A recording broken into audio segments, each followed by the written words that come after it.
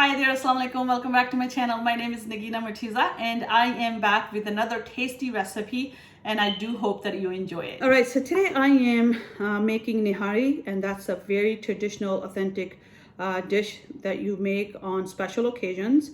I usually make this for Eid. Every Eid I make this, and this is a main dish that is cooked. So that is what I'm going to show you today. Before I actually get to the ingredients list, let me show you the meat quality and the type of meat that you'll need.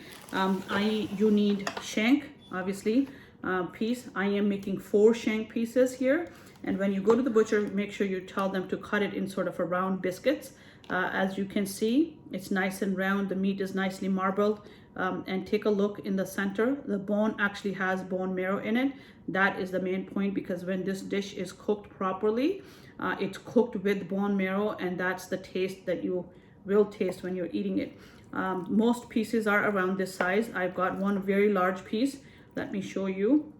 Look at this one, and see the bone marrow. Again, when you get the shank piece, just tell them to, according to your own thickness, just tell them to slice it in a round biscuits. And all of these pieces have bone marrow. That's the key. So shank meat cut into round sort of biscuits, and make sure the bone marrow is in. Don't tell them cut the bone in the center, because the bone marrow will come outside. I'm making 4 pieces, so let me put that aside and show you the spices that you will be needing to make this dish.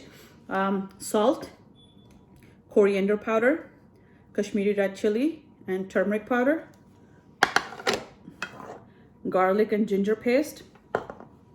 And in this big tray, I've got all whole ingredients which I will need to grind together to make them into a powder form. But for now, let me go through the list and show you what you'll need. I've got cloves, okay, and I've got black cardamom, green cardamom, cinnamon sticks.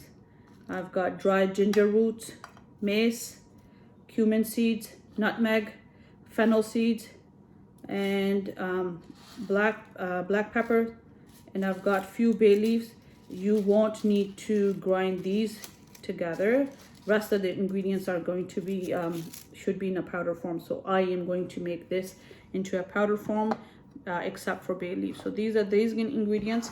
And over here I've got lightly roasted chickpea flour. So you would have to make sure the heat is really low and roast chickpea flour to add that later on.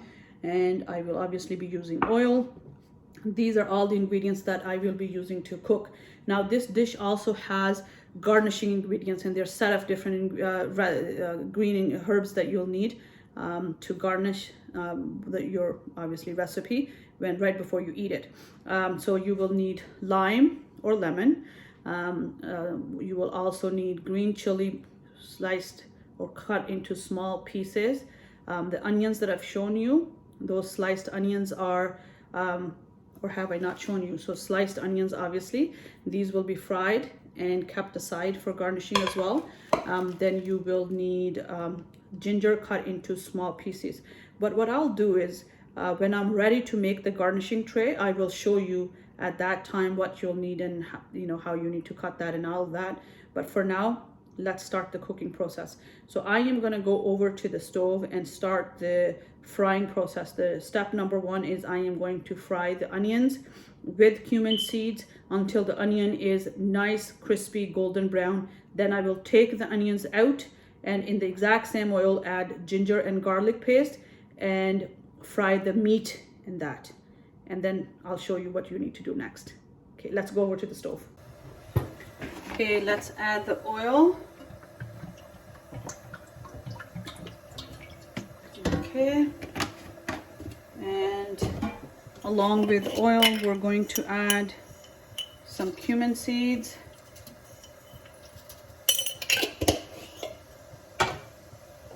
And with that, we're going to add this onion.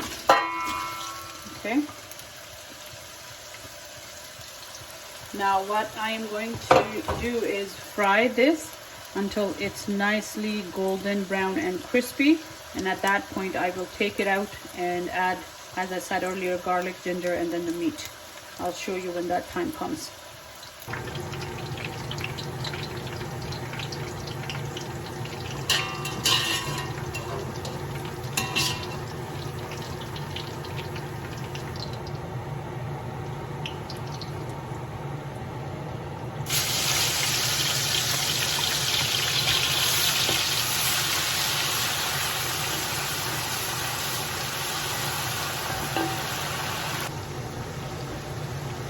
Okay, so as you can see, garlic and ginger are nicely frying in the oil.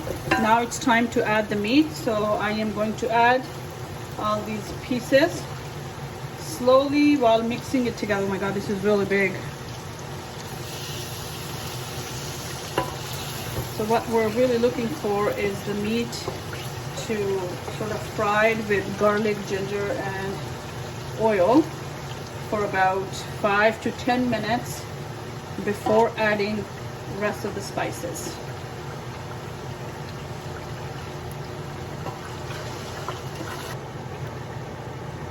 Okay, it's very difficult to mix this around.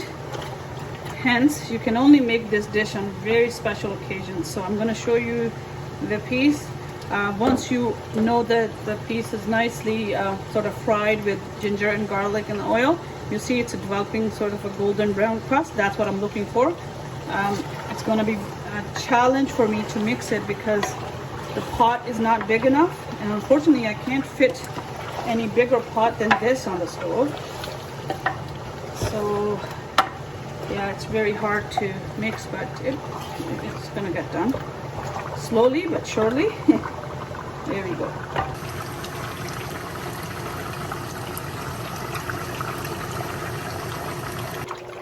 All right, so the meat has been cooking for, I would say, about 15 to 20 minutes. Next step is to add all the spices. So let me show you. Remember those whole ingredients that I showed you earlier, and I said I was gonna grind them to make a powder form. This is how they look right now. So these all are gonna go in here, and I'm going to slowly mix all of these and cook meat with these spices for another 15 minutes or so, and then I will move to the next step, which I will show you at that time.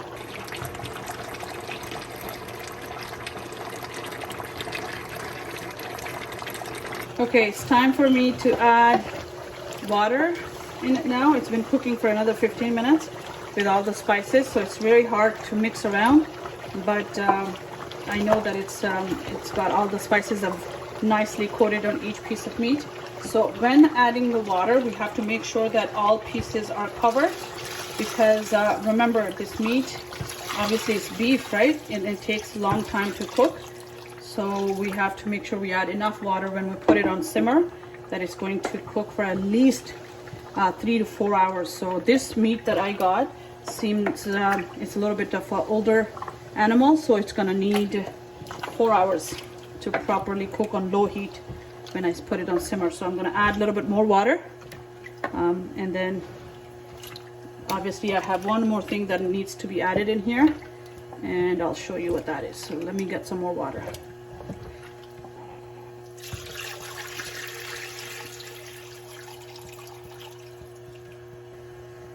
Okay, so next I am going to add the roasted chickpea flour. What I've done is I've added water in the chickpea flour to make sure that there's no lumps.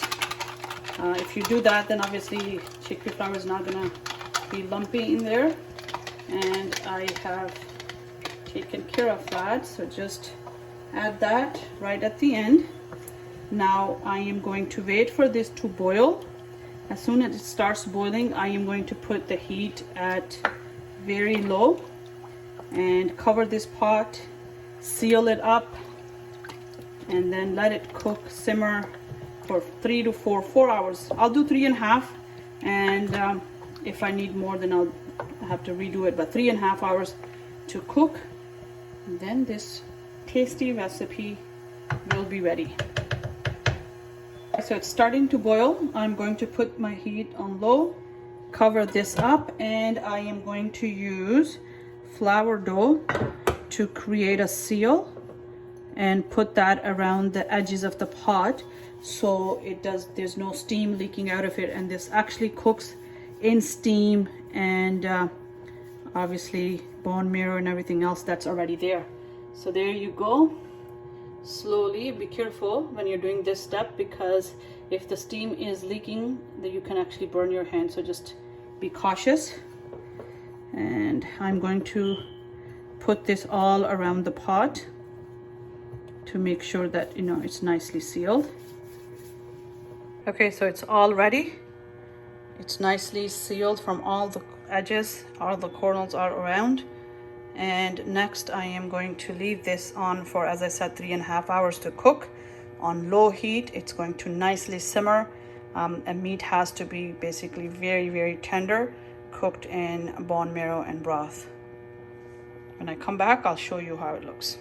Okay, so Nihari is almost ready. Before I start dishing it out, I just wanted to show you the garnishing tray. So you can see that I've got chopped ginger, sliced lemons, fried onions, chopped cilantro, chopped green chili, and all of these are actually used to garnish the dish, and that is what you will do to enjoy it. Next, I will dish it out and I will show you how my Nihari turned out.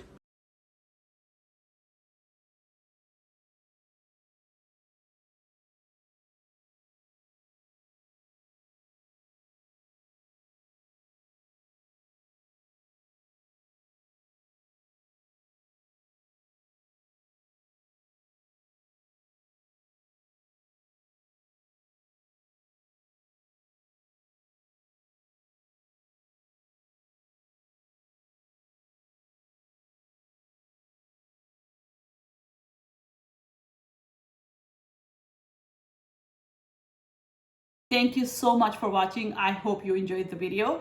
Please do remember to subscribe to my channel. Till next time, take care and stay safe.